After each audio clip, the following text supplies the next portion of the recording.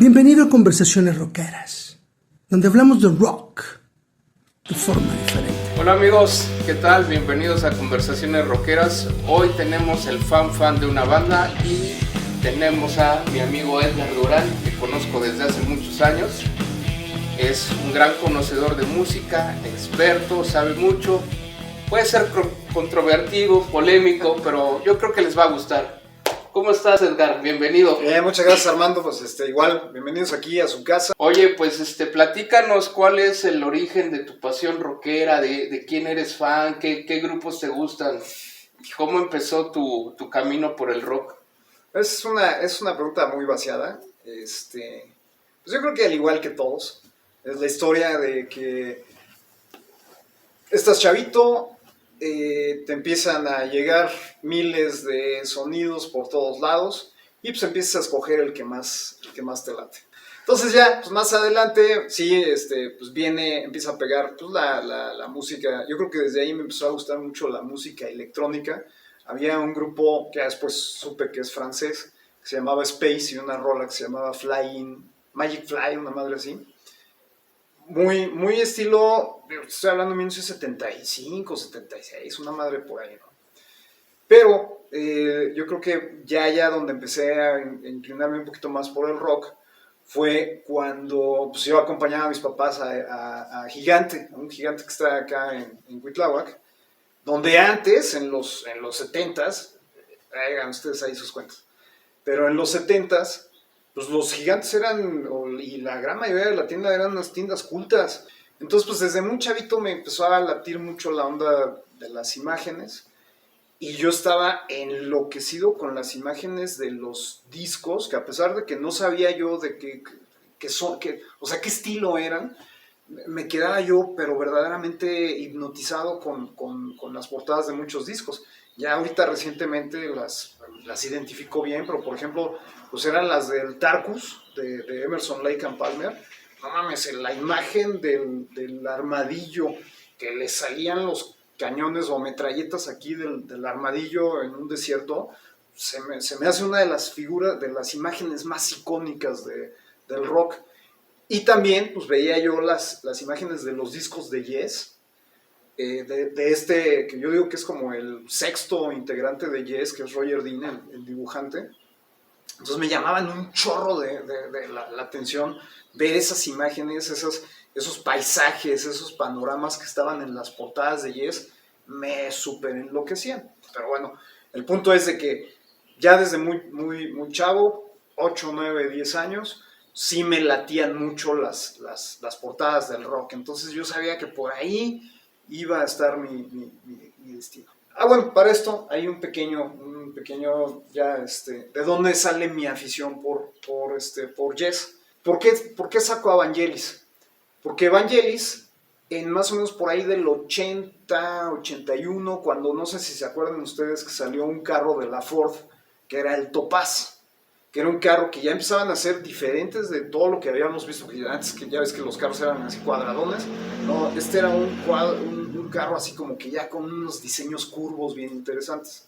Entonces cuando sale el Topaz, sale un comercial en la tele bien memorable porque sale el carro en una superficie lunar y la música que está de fondo es la de Vangelis, es la de este disco precisamente. Entonces me quedé muy influenciado con Vangelis, me latió durísimo. Llega 1982, llega esta película espectacular. Un clásico. Que es una locura. Y la música de esta película de Blade Runner también es súper futurista. La película es obligación de todos ustedes ver esta película. Pero la música de la película es de Vangelis. De repente pues sale este maravilloso disco de Yes, que es el que todos en algún momento cuando estábamos en los 80s escuchamos, el Owner of a lonely heart, much better than owner of a broken heart. Bueno, es Yes, lo empezamos a conocer ahí, pero poquito, yo creo que un año antes de que salga este disco de Yes, esa estación de radio que fue influencial para todos los que crecimos en esa época, que era WFM, ahí pues Primeramente estaba el heavy metal, que era lo que estaba de supermoda por ahí del 81, 82, 83. Pero también estos cuates de WFM tenían el acierto de meter no solamente heavy metal, sino también de ahí, pues digo, ¿cuántos no conocimos a Rush con Tom Sawyer?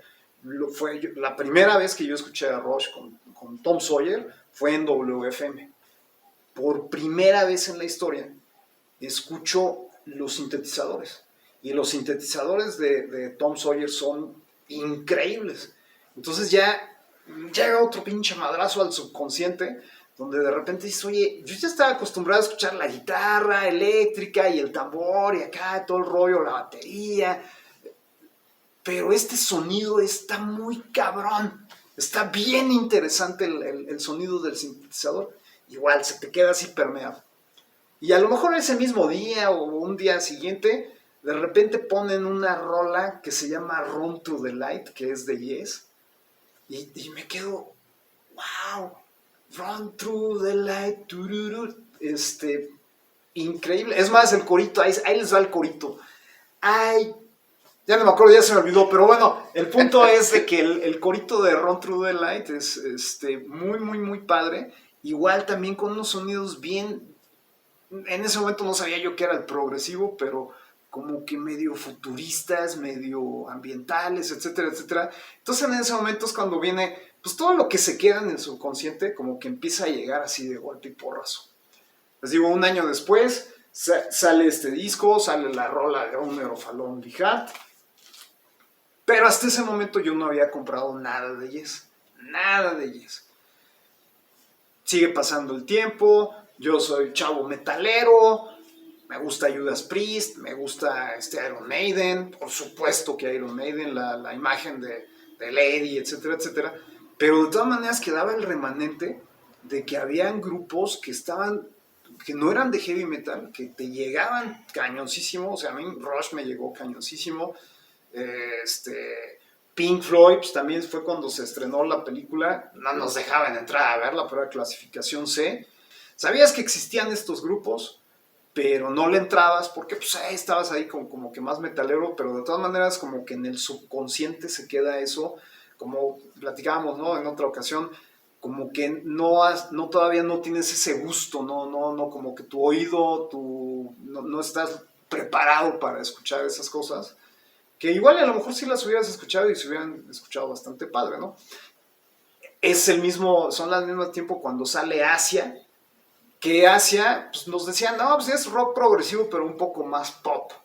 Y entonces también pues ya entra ahí, empezaba uno a leer estas revistas de la época, la Rock Pop, la Connect, todas esas, y pues te enteras que Asia estaba formado por puros integrantes de grupos legendarios del progresivo de los 70s, y ahí tenías a Steve Howe como el guitarrista de Yes, tenías a Carl Palmer, el baterista de Emerson, Lake and Palmer, tenías a John Wetton de los grupos de UK y de King Crimson, por supuesto, y Uriah Heep, estuvo también John Wetton en Uriah Heep un X cantidad de tiempo, y luego, y se me está yendo ahorita, y Geoff Downes, que había tocado con Yes y que había antes sido el iniciador de todo lo de MTV, ¿no? Los videos con el video que mató The Video Kill the Radio, toda esa madre. Te enteras que este güey, junto con el Trevor Horn, que era el cantante, hicieron un disco con Yes que fue El Drama. Entonces, todo esto se queda así en el subconsciente. Era una época muy musical, sí. Con muchos grupos de culto, podías escoger al que tú quisieras, o que intercambiabas discos con alguien y te prestaba algo y te decía, a ver, escucha esto porque es bueno. Sí, ¿no? O sea, verdaderamente digo, voy a sonar así, el típico tío mamonzón, rucón, chavo rucón, pero verdaderamente nos tocaron unos tiempos bien padres porque tenías todas las gamas, tenías metal, tenías el hair, bueno, todavía no era hair metal, pero glam. Glam. Bueno, luego hablaremos de eso. Lo que tú le quieras llamar, pero bueno, tenías a Motley Crue, tenías a Quiet Riot, o sea, tenías un metal muy americano, de este lado de los Estados Unidos, tenías un metal de la New Wave of British Heavy Metal, tenías a los clásicos, incluso también si tenías primos mayores, de repente igual te aventaban algún disco de Pink Floyd, de los antiguos, el de La Vaca, el de o si tenías primos todavía más mayores, pues igual hasta te aventaban un disco de Janis Joplin. O sea, sí nos tocó una época muy, muy padre, porque como tú dices, era una gama cultural muy, muy, muy, muy, muy gruesa, ¿no? Entonces... Era muy interesante ir a una tienda de discos, ¿no?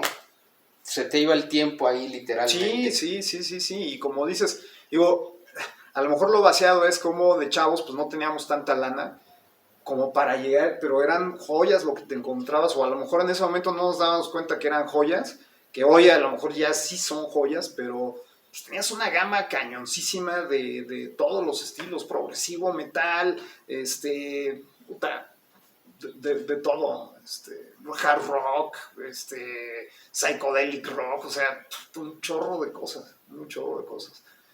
Para los que nos tocó el privilegio de ir al Chopo original, ahí en San Cosme. Como nació, Sí, afuera del museo. Afuera del Museo del Chopo, donde efectivamente estaba afuera del Museo del Chopo y se extendía un par de metros antes de llegar a la calle de Ribera de San Cosme.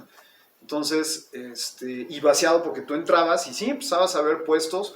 Primero veías heavy metal, pero en cuanto te metías más, ya llegabas con los hippies, que si te acuerdas estaban pues casi enfrente de la puerta de entrada del Museo del Chopo, y ahí ya estaban las casi como camionetas, nada más te esperabas ver así la camioneta de Scooby-Doo, la del misterio, y así, y gente, yo me acuerdo una vez que pues era obligado echarte todo el recorrido del principio hasta el final, aunque no te latieran, pero ya veías ahí discos que de John Mayall y de Janis y de los Doors, y seguramente estos monos estaban atizándole duro a la marihuana, pero era obligado llegar hasta allá, ¿no? Entonces, y pues sí, y ya veías güeyes como de pues, nosotros íbamos como de 13, 14 años, estos cuates fácilmente pues ya andan en sus veintitantos, incluso 30 y tantos, ¿no? O sea, hippies así ya sabrosos. Macizos. Que sí les sabían. Sí, que les sabían tanto a sus niveles de sustancias y a lo que escuchaban.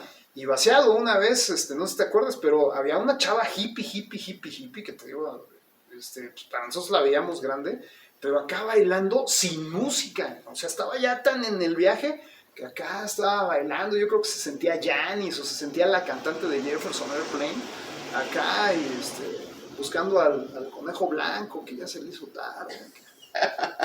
Bueno, ¿y cuándo se da tu contacto con Yes? ¿Cómo llegas a Yes? Ahora sí ya. Entonces, te digo, después de estarme metiendo mucho con Jon Anderson y Vangelis, digo, bueno, ya creo que ya estoy listo, ¿no? Suena sangrón, ya estoy listo para el siguiente paso. No tanto así es. Estoy hambriento y ¿sabes qué? Ahora vamos por Yes. Bueno, si me latió muchísimo Jon Anderson con Vangelis, vamos a ver qué hace Jon Anderson con Yes. Obviamente, pues me rescarbo de los recuerdos, el Owner of a Lonely Heart y este disco. Pero digo, bueno, eso es del 83, eso es modernón, ¿no? Para ese momento. ¿Qué hay atrás? Entonces de repente un cuate que le gustaba mucho el progresivo en la universidad, pues me dice, oye, pues yo tengo si quieres te lo presto, el de Classic Yes. Este disco es una compilación pues es de lo mejorcito, ¿no? Entonces...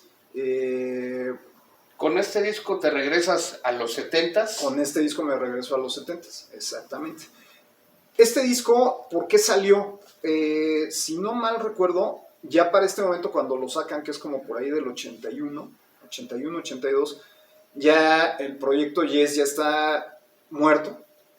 Bueno, no muerto, sino como que en estado de hibernación, porque ya se había ido Jon Anderson, ya se había ido Rick Wakeman, el super ultra mega tecladista por excelencia del progresivo, que, haciendo un pequeño paréntesis, Rick Wakeman y Kate Emerson, de Emerson, Lake and Palmer, se dice que son los mejores tecladistas del progresivo. Tienen material de solista los dos, entonces hay que buscarlos.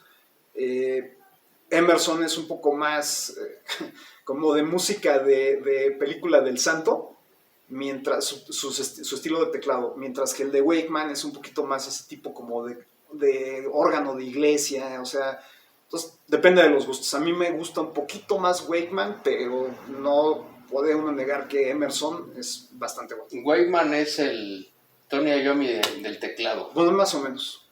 Oye, y platícanos, ¿quién hacía estas espectaculares portadas? Estas portadas, les digo, están hechas por Roger Dean, que para mí es el sexto integrante de Yes. O sea, a mí, reitero, lo que me llamaba mucho la atención de los discos de Yes eran estas portadas. Esta, por ejemplo, la voy a acercar a lo mejor un poquito más, para que la vean.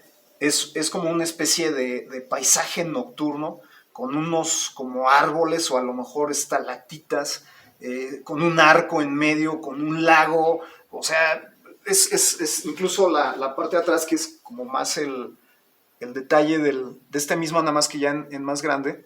Está hecho por este cuate que se llama Roger Dean, es un inglés que hoy, al día de hoy, tiene su página, se las recomiendo que se inscriban en ella. A cada rato salen, se pone este cuate a pintar como un Bob Ross, pero de ondas así progresivas.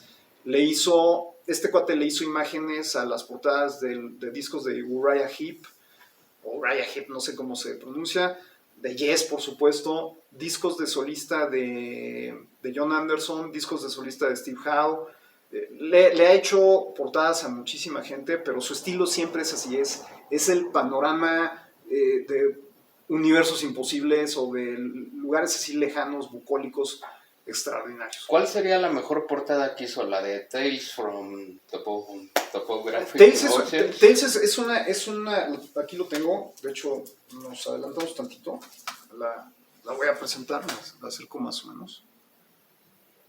Este disco es del 75, donde John Anderson y Steve Howe hacen la mayor parte de la música de la escriben la música de este disco, y le dicen al portadista, a Roger Dean, oye, ¿sabes qué? Queremos algo así, que se muestre un desierto, no sé qué rollos, y si se puede ver, digo, a lo mejor habría que, ya la buscan ustedes después en el Google, pero aquí se ve una pirámide inspirada en las pirámides, pues en nuestras pirámides de Teotihuacán.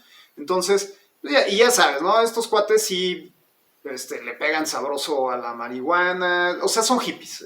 Futurista. Yes, son hippies, entonces, pues le metieron a todo. Entonces están, y también cuates muy cultos, ¿no? Sabían de la existencia de nuestras pirámides mexicanas, de las pirámides, entonces esta portada es muy padre. Yo, para mí, no la consideraría como la mejor de Roger Dean para Yes, pero sí la considero como una muy buena Oye, portada. ¿y cómo es que Yes lograba ese sonido tan majestuoso, tan orquestal, lleno de virtuosismo? Es increíble cómo logran esas atmósferas. Pues mira, es que estos cuates, como tú lo dijiste en algún momento, son monos muy virtuosos. Por un lado tienes el componente del teclado, de los sintetizadores, que como que sí le meten una atmósfera bien interesante a la música. Tienes por otro lado a un cantante como John Anderson, que su estilo a mucha gente no le gusta, porque es muy alto, muy incluso así como que algunos dicen como que medio infantil y todo, pero también un cuate muy mesurado, porque no es de los que te cantan y dices, güey, o sea, déjame tantito escuchar los instrumentos. O sea, sabía en qué momento cortar, sabía en qué momento dejar que el resto del grupo tocase, o sea, se luciera. O sea, dentro de todo es un grupo muy instrumentalista, o como tú le quieras llamar, donde sabían perfectamente en qué momento entraba el bajo, en qué momento lucía la guitarra, en qué momento lucía el sintetizador, o sea...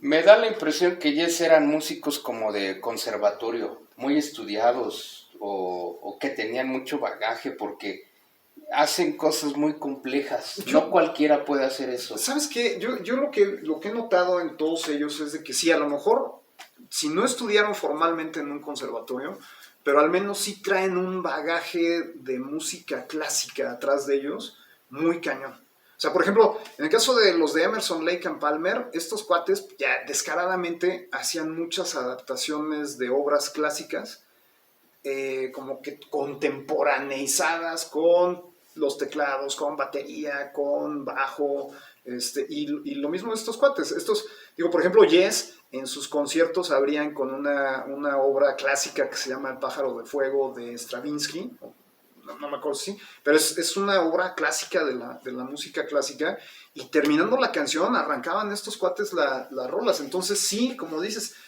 o tenían una formación de conservatorio, de escuela musical, o estaban, o les latía la música clásica. Y la verdad, seamos sinceros, al que no le gusta la música clásica y le gusta el rock, le está faltando algo. Yo creo que todos llegamos a que nos guste el rock, porque venimos también de haber escuchado música clásica. Es que hay ciertas similitudes entre la música clásica y el rock, aunque ustedes no lo crean. Por supuesto, por supuesto. Y por ejemplo, lo que decía, digo, mis orígenes de la música, de la película de Blade Runner, es de que pues no llega un momento, no puedes tú separar la imagen de la música, y la música de las películas a mí me súper encanta. O sea, es una parte integral que te lleva a los gustos, a tus gustos musicales. ¿Te gusta el rock? Es porque te gusta la música de las películas. O sea, es algo que te transmite. Das un paso adelante, ¿no? Así es.